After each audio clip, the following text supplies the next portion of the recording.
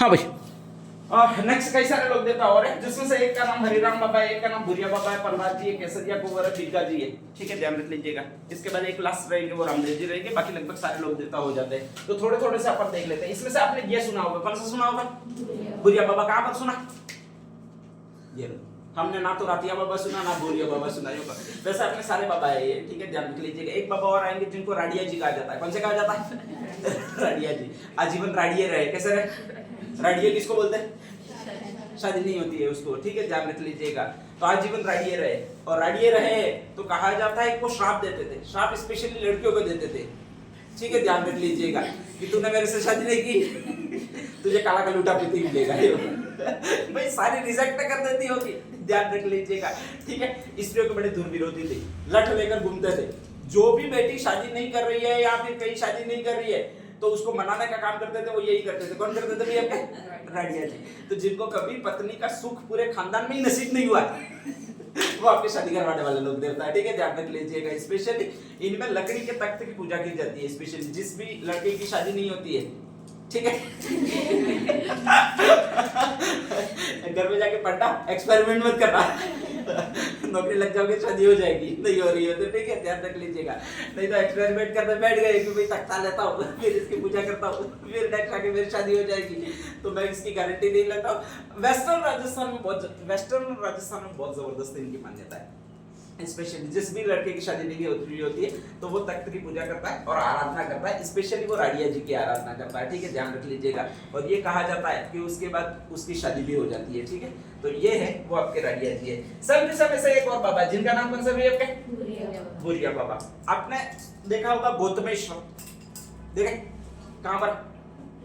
प्रतापगढ़ में। ठीक है, अपन इनको गोमतेश्वर भी बोलते हैं, कभी कभी गौतमेश्वर भी बोलते हैं। स्पेशली प्रसिद्ध मंदिर है, ध्यान रख लीजिएगा। ठीक है, पहाड़ियों के बीच में एकदम, वहां पर ऐसी निर्जन जगह कोई जा ही नहीं सकता और कोई जा ही नहीं सकता। इसका मतलब वहां पर इन्होंने आराधना स्थल बनाया। जस्ट गौतमेश्वर अगर आप जाओगे तो पूरा पहाड़ी के नीचे उतरते हो, इसके बाद उनका एक मंदिर है। ठीक है, जिसमें एक बहुत बड़ा कमरा बना हुआ है और उस कमरे में ध्यान हो तो बहुत बड़ा शिवलिंग बना हुआ है। अच्छा, देखा है किसी ने? देखा होगा। ठीक है, उस पर अगर आप आड़ोटते हुए जाते हो, रोलिंग करते हुए जाते हो, अधिकांश जाते हुए आपको मिलेंगे। ध्यान रख लीजिएगा। तो कहा जाता है सारे पाप कट जाते हैं। गंगा नहाने की भी अपन को जरूरत नहीं है। ठीक है, तो अगर आपको लगता है कि आपने पाप किए हैं फिर भी आपको स्वर्ग में जाना है तो वहां पर जाकर रोलिंग करनी है। वापस शिवलिंग भी बहुत बड़ा है, पूरे कमरे में आए उतना शिवलिंग है। ठीक है, ध्यान रख लीजिएगा। बहुत बड़ा शिवलिंग बनाया हुआ है। तो वहां पर शिव की मैन आराधना की जाती थी।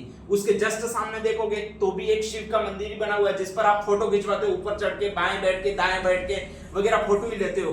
तो वहां पर भी शिव की आराधना की जाती है। ठीक है, ध्यान रख लीजिएगा। नेक्स्ट आगे कहा जाता है कि वहां पर 12 महीने ऊपर से पानी टपकता रहता है।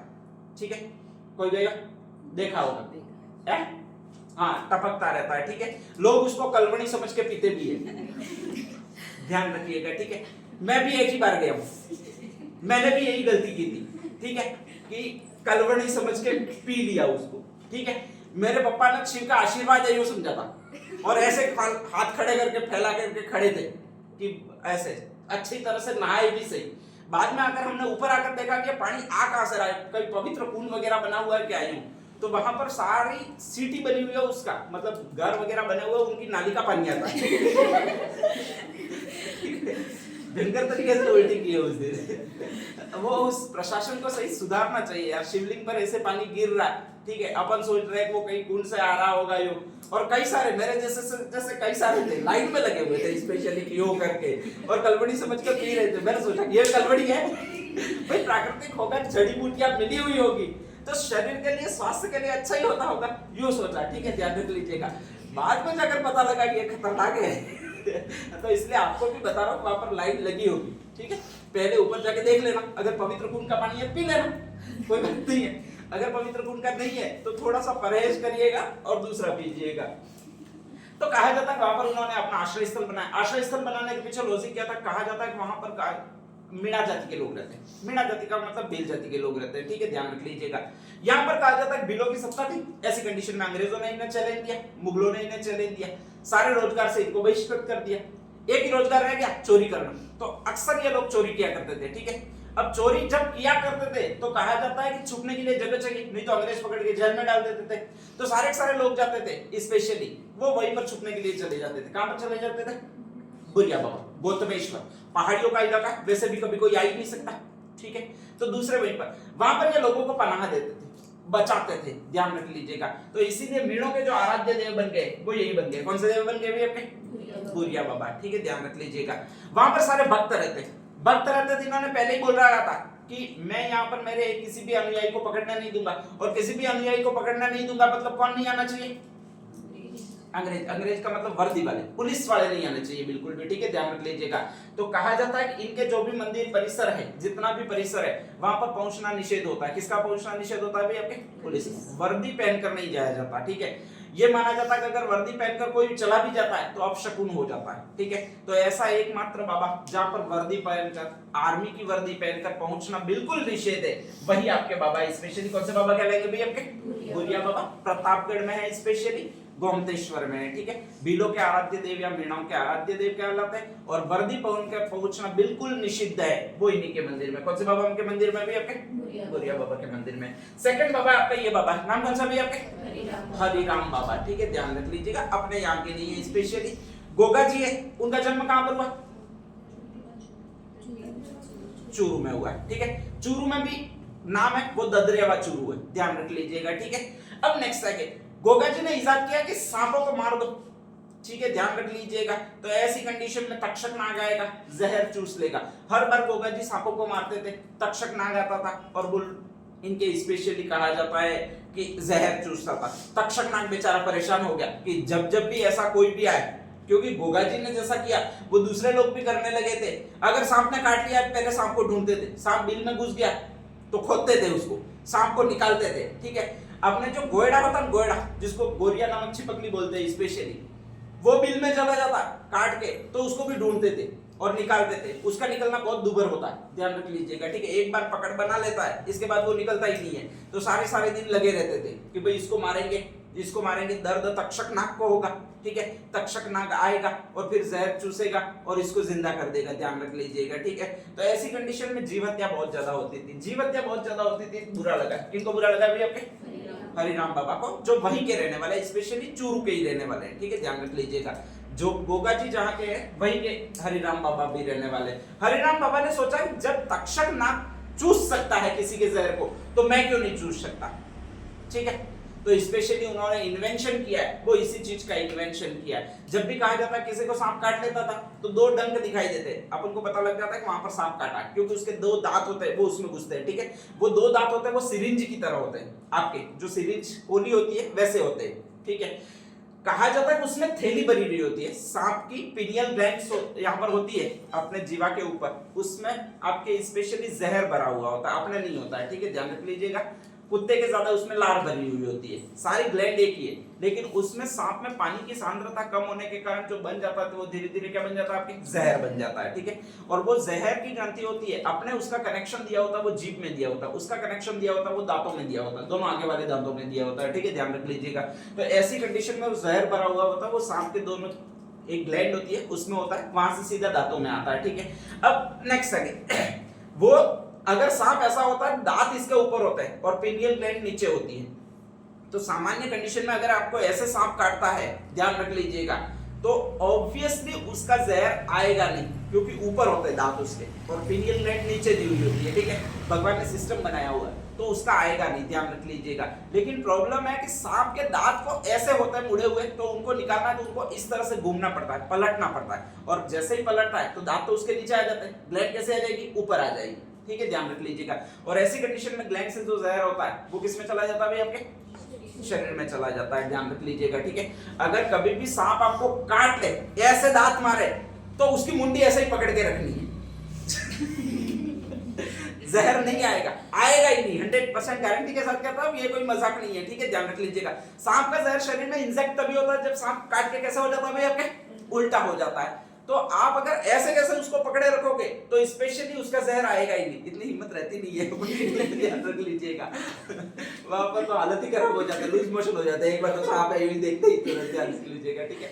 तो आपके यही स्पेशली होता है। तो कहा जाता है कि इन्होंने इसी तरीके का इजाद किया था कि अगर किसी को सांप काट लेता है तो स्पेशली उसको उल्टा मत घूमने दो, उल्टा मत घूमोगे जहर आएगा ही नहीं। पहली बात, बाई चांस उल्टा घूम गया है तो उसके दांत निकलेंगे, सामान्यतः वो घूम ही जाता है, 1 सेकंड ही उसको लगता है, इसके बाद घूम जाता है। कोई कोई आलसी सांप होता है तो ऐसे काट के पड़ा रहता है ठीक है, ऐसी कंडीशन में आप यूं हाथ हिलाते हो, यूं पैर मारते हो, तो ऐसी कंडीशन में वो ऑटोमेटिक उल्टा हो जाता है, ध्यान रख लीजिएगा। उसका शहर शरीर में इंजेक्ट हो जाता है और फिर उसके दांत ऑटोमेटिक खुल जाते हैं, ऐसा कंडीशन होता है। ठीक है, अगर अपन निकालना चाहे सांप की मुंडी को थोड़ा आगे कर दे तो उसके दांत होते हैं वो निकल जाते हैं, लेकिन उसके लिए थोड़ी डेयरिंग चाहिए, कागजा चाहिए थोड़ा सा, वो अक्सर होता नहीं है अपने पास में। हरिराम बाबा कहता है कि सांप का जहर चूस के भी निकाला जा सकता है, कट लगाते थे और फिर जितना भी रक्त वहां से आता है, स्पेशली क्योंकि वेंस तो होती नहीं है भाई, कोई मांसपेशियों में ही अपन कट लगाएंगे, वेंस में तो लगता नहीं है, और मांसपेशियों का ये सिस्टम होता है कहीं भी कट लगाओ बहुत हल्का सा ही खून आएगा,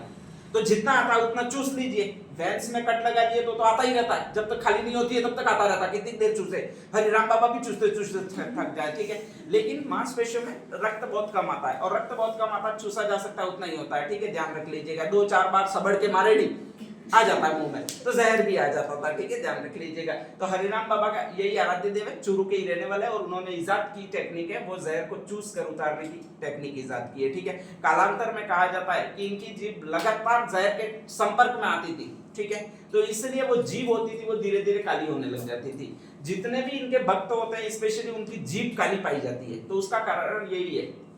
हरिराम बाबा जैसे भोपे होते हैं, उनके जहर चूसने का काम करते हैं, उनकी जीभ काली हो जाती है, तो उसका कारण यही है कि शरीर में जहर इन्फेक्ट करता है और इसलिए वो काली हो जाती है। ठीक है, ध्यान रख लीजिएगा। अपने यहाँ पर भी 1-2 लोग थे पहले, फतेह सिंह जी वगैरह थे इधर कई साइड में, तो वो भी ये काम करते थे, बाद में उनकी कैंसर से मौत हो गई क्योंकि जहर का सेवन अत्यधिक हुआ, रेगुलर लोग आने लगे, तो ऐसी कंडीशन में ये साइड इफेक्ट किया। ठीक है, तो ये सर्पदंश का चूस कर इलाज करते हैं वो यही बाबा है आपके। कौन से बाबा है भाई आपके? हरिराम जी। ठीक है, ध्यान रख लीजिएगा।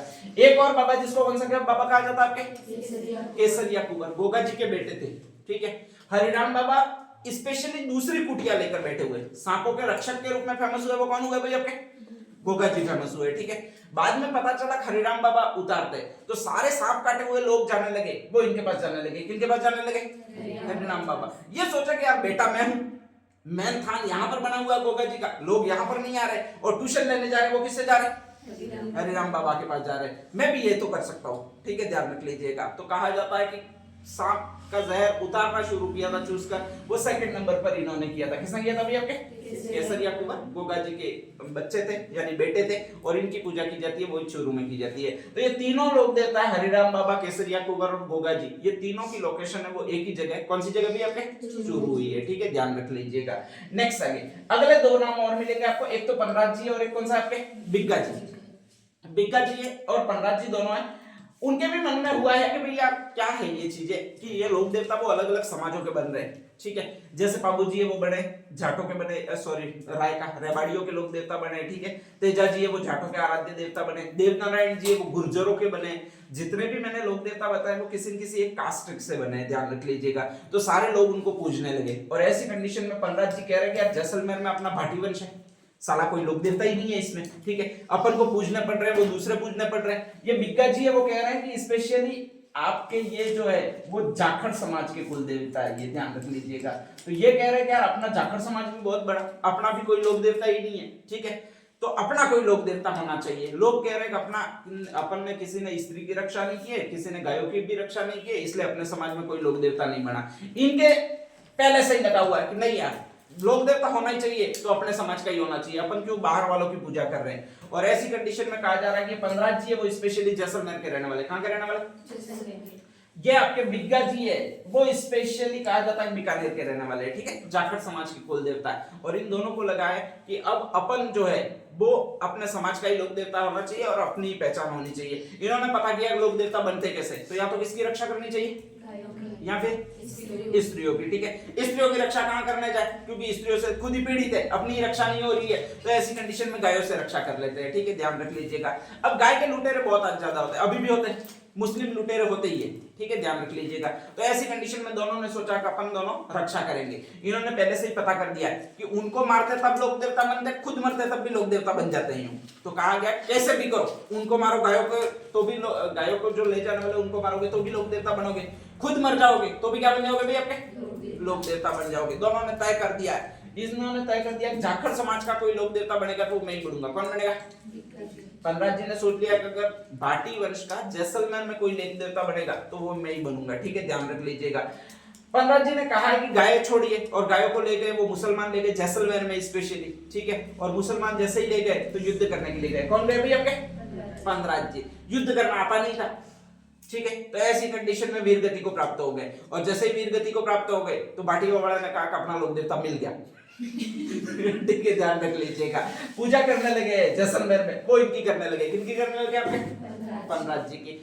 बीकानेर में जो जाखड़ पूजा करने लगे वो इन्हीं की करने लगे। किसकी करने लगे भाई आपके? सेम टू सेम कंडीशन हुई है। ठीक है, तो दो ही प्रश्न आते हैं, एक तो जाखड़ समाज के कुल देवता कौन है, एक भाटी समाज के लोक देवता कौन है। ठीक है, ध्यान रख लीजिएगा। तो आपके भाटी समाज वाले तो ये है पनराज जी जैसलमेर में लास्ट में, और बीका जी है वो बी से ही बीकानेर में स्पेशली, और कौन से समाज के? जाखड़ समाज के लोक देवता है। ठीक है, तो ये 5 लोक देवता है वो इसी तरह। नेक्स्ट साइड डाल दीजिएगा। फर्स्ट कौन सा डालोगे इनमें से?